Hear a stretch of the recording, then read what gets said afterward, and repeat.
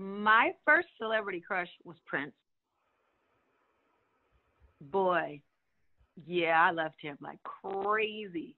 Like crazy, crazy, crazy. So much so that when I did have the honor and the pleasure of meeting him, which was a long time after, I'm trying to think how, it was 1996, I think, when I met him.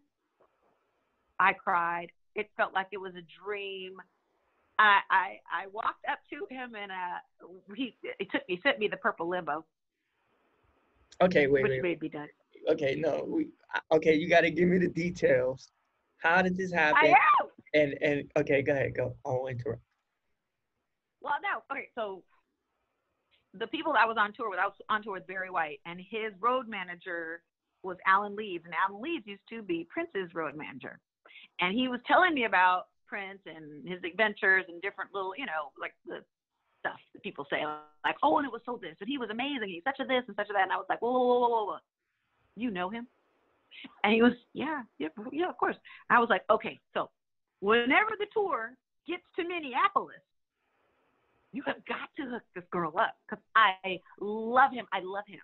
So we ended up in Minneapolis, and then, yeah, he sent me the purple limo, and I thought I was watched the whole time. So I was just like,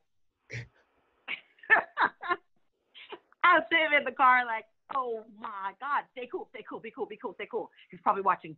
Just be cool. And so I got there, and I waited in that big studio room where he has concerts and things like that. And I stood waiting for him, and all of a sudden he walked up, and I dreamt of that moment. Oh my God, I dreamt of that moment so often. And in my dreams, it would always turn into some Prince impersonator or something, and they would be like, like turn to some guy with horrible teeth, or between him and Michael Jackson, I had millions of dreams about both of them and meeting them, and they always turned into other people. So the moment Prince walked up, I just tried not to hyperventilate or faint, literally. And I was like, oh my God. And I said, hi.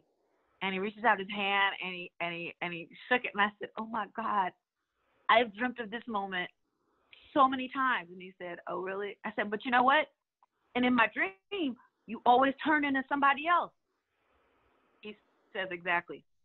That sounds like me. I was like, yes, it does. So, needless to say, I had an amazing day. My mother had passed on already, so I had this little locket with a picture of my mother in it.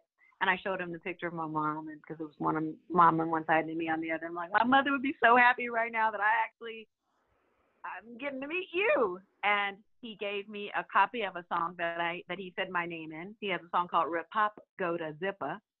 Rip Pop Go to Zipper is what the song is called, about the sexual episode that he's had. And he said, and Precious by Chante is rocking the box.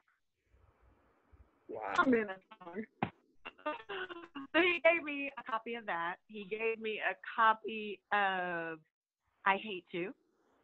He gave me the opportunity to sing this song called Journey to the Center of Your Heart. And I hope he lets this out for somebody who is the holder of the vault key.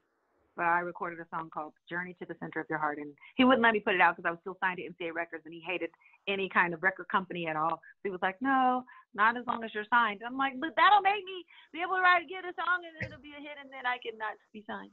No? Okay. He never let me. Say a little line of the song. Journey to the center of your heart. It just is good. Oh, we gotta get this. I know you've been hurt before. Oh, it's a good song.